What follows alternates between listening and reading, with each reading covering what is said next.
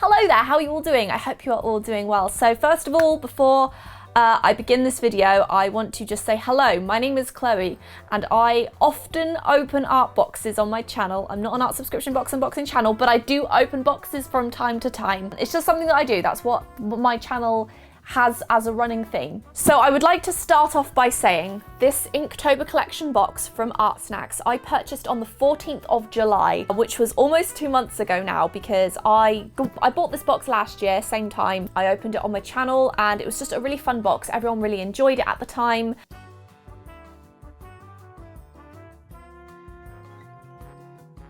So when I saw on the 14th of July that I could purchase another one for 2020, I jumped right on it because I knew that it would be a fun video. However, since I purchased this box, there has been a few issues that have arisen with the creator of Inktober. I want to clarify, first of all, before I open this, that me opening this art box is not in any way, shape or form me supporting or siding with any of the accusations that the creator has been accused of. This is just me, the person that always opens art boxes, buying a $90 bloody art box from Art Snacks, who, by the way, I've always loved Art Snacks. This is an Art Snacks box.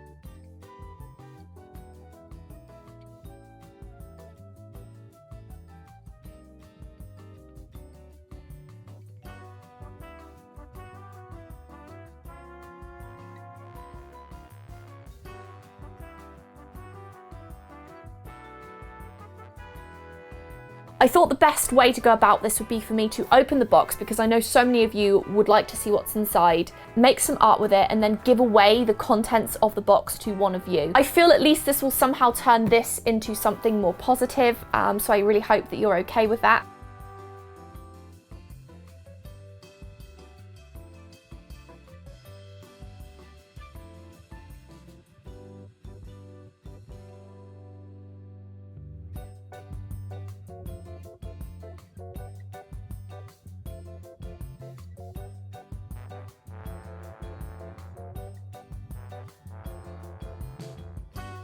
When I think of Inktober, I think of the thousands of artists that make it what it is. I don't think of Inktober as the Inktober that Jake Parker created. I just think of it as this huge challenge that every single artist that I know likes to participate in every year. It's something that joins the art community together, and it wouldn't be what it is without the people. If you would like to win this box, everything inside of it, and the art that I make in today's video, then all you need to do is just leave your Twitter or your Instagram handles in the comments down below and let me know what you would do with the Inktober supplies here. It's just easier for me to contact you that way versus on YouTube, because there isn't really like a private messaging on here. Okay, so I have a pair of scissors. Look at me, I'm actually organized for once. I have some scissors. I'm not sure how different this is going to be to last year's. I'm guessing it's going to be pretty similar, but last year we had like a special Inktober book, which I really liked, and I actually drew a lot of bears inside it last year. In fact, last year was the first Inktober that I ever actually completed. It was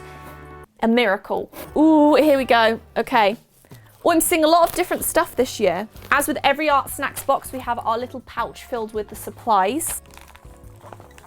So here we have the 31 days, 31 drawings prompt list, which is basically every single day in October you follow the prompts and you just post them online. I know a lot of people are not going to be partaking in Inktober this year, so I believe there's a lot of different prompt lists out there that you can follow instead. There's also this card here which on the back says access your How to Ink class with Jake Parker, and it's basically a URL on the back here with a password to access the free inking class that Jake Parker has made. I'm not sure if I can show you the link and the password because Art Snacks might get upset with me if I do that. So next up inside we have some Liquitex acrylic inks in carbon black. And essentially this is just pure black carbon ink, which you can use for your ink drawings with a paintbrush. You can dilute it if you want to. It's just really, really nice. I'm a massive fan of Liquitex. I think it's a really, really wonderful brand. Next up in our little pouch, we have a sticker, the little Inktober logo sticker here. Next up in our little pouch, we have some acrylic inks. Oh, I've had a lot of these in art subscription boxes before, but essentially these are colourful inks. I'm actually surprised to see these in here because normally Inktober is just like black and white ink. Not white ink, but you know, black ink on white paper. But it's really cool to see that colours have been incorporated this year. Next we have a Posca marker. Oh, damn. Okay, I need this Posca marker because it's white and these are fantastic. They're essentially paint markers, which make it really nice if you make a mistake with anything. You can just cover it up or create highlights and stuff like that. Then we have a little Airheads candy because that's very art snacks, hence the art snacks part. We have 2 more supplies inside here. We have a Copic water-based pigment ink with a nylon brush. I've never seen this before, but this looks quite nice. And last but not least, we have a premium original gold King Art liner brush. Right, we're gonna stick that back in there. So next up in the box, we have a little pencil case with Inktober stitch onto it. This is a really nice pencil case. It's kind of a waterproof type of material. It also has 2 zips and it's red inside. That's quite cool. I really want to make my own pencil cases, like to sell. Would anyone buy pencil cases if I made them, like with a cool design sort of on it? Would anyone be interested in that? I'm just curious because I feel like pencil cases are really fun. I'm so weird, like pencil cases are fun. Okay, we have 2 more items in here. So we have a cotton pad paper. Maybe this is for experimenting on, I'm not sure. Really nice paper actually. What is this? This is 5x7, 15 sheets, 250 GSM, acid-free cotton paper. It's an ideal surface for graphite, pastel, coloured pencil and charcoal. So I'm not really sure what the point of this actually is because it's not even made for inks, but it is thicker paper, so I'm guessing it would be fine. Thunder. And then last but not least, we have a Plumchester, but oh, it's an Inktober one as well. Okay, this is cool. Last year, do I have it here? I think I do. So last Inktober, come on, out you come. Yes. This was the book that we got in the Art Snacks box for Inktober last year. This is the one that I used. I really like Plumchester books, by the way, because of this. And it's essentially what I put all of my Inktober drawings in for all 31 days. Although technically I did like 4 in a day once, but still, I completed it. And the paper is just really, really nice. So I am gonna open this, and the reason why is I know I'm giving this away, but what I'm gonna do is for this video, I'm gonna use the supplies inside this box and draw on the very first page of, actually, no, I'll draw on the last page so that if anyone wants to fill this up themselves, then I'm not gonna have my drawing right at the start. And then the person that wins this box will also win the drawing inside. I just really wanna see the design on this, to be honest, because this looks cooler than the one last year.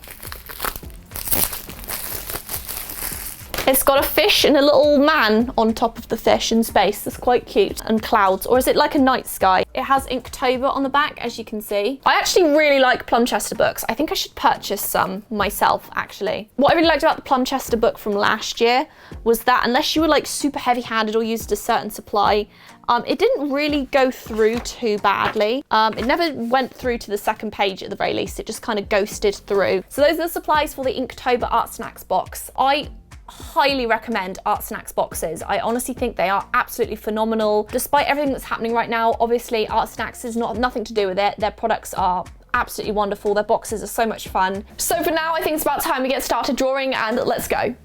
Okay, so here we have our little Fishman sketchbook. I'm going to flip to the last page so the book can be not destroyed by me starting the first page. But it accidentally was not the last page of the sketchbook, and I didn't realise this until later on. So I ended up having to draw 2 separate pages in this book because it would have looked weird otherwise. I do have this like $18 mechanical pencil from Plumchester that I had from another art box that I'm going to use to sketch out my drawing. It is not necessary to spend a lot of money on a mechanical pencil in my personal opinion, but it is a very nice one if you want something that if you drop on your foot it's going to hurt a lot. I'm also going to be using this Faber Castell eraser, which was the best eraser that I think I've ever used in my life. It was really good. From the box, I'm only going to be using the Copic marker brush pen and the Liquitex acrylic ink. Everything else will not be a used art supply by the time the winner receives it, unless I somehow manage to get paint on everything, which knowing me, I will somehow probably do. So today, I am going to be drawing a penguin. I'm kidding, it's a bear. I haven't really drawn a bear consistency since last October, so I feel like I wanted to work on it again. And I've always really hated ink. I never understood why people liked it until last year. I always thought it was too much of a challenge. I think I still used it too much like watercolor at times, but I definitely get the hype more now. I definitely enjoy using it a little bit more and I'm not as afraid to use it. And I think that goes for pretty much any art supply. So I'm going to be doing a standard bear pose here, nothing too wild or innovative. But since I was accidentally drawing on the second to last page and didn't actually know at this point, when I finally did realise it, I thought it was a good idea to try drawing different kinds of bears in different poses. So you get not just 1, but 3 bears today. Now I'm not going to be using the paintbrush from the box either because firstly I want to do a big surface area and this paintbrush is obviously very small, but also because I don't want to ruin the paintbrush and have it covered in ink and probably bent because I left it in the water for too long, because I do that all the time. So I just use my own paintbrushes basically. Now I know ink is mostly used for lines and such, but I can't help the painter side in me coming out and telling me to paint it like it's actual paint. And what I like about ink in general is that you can kind of use it like watercolour. It does obviously dry out much quicker because it's not watercolour, but basically the more you dilute it, the lighter the grey you're going to get. So I just basically use varying shades of the black in greys and dilutions. Dilutions, is that a word? I then dropped my pen and made a mark down the page, so that was great.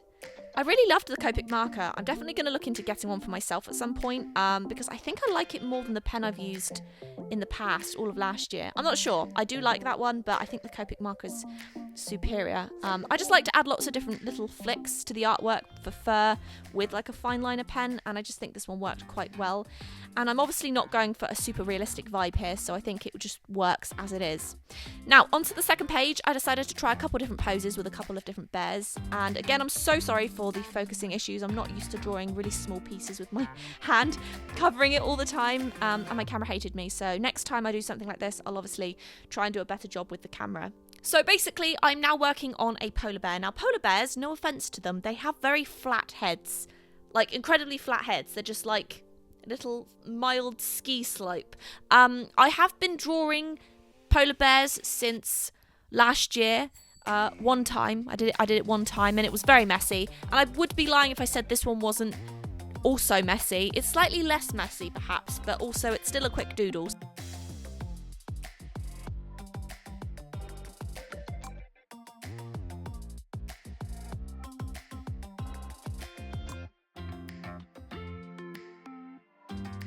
Polar bears are obviously like a pale yellow-white colour, so to represent their off-white appearance, I just diluted the grey heavily and pretty much just called it done. I did add some of the fur texture on the bear with the Copic pen that I'm now very much in love with, and although it looks a little bit dodgy because I spent about 15 minutes quick sketching and using him as a warm-up, he looks like your standard flat-headed polar bear, so I'm pretty happy with that. Next up, we're going to draw perhaps the sweetest of bears, the panda. If anyone knows how I can adopt a live panda that won't grow up to be heavier than 5 of me put together, I would appreciate it.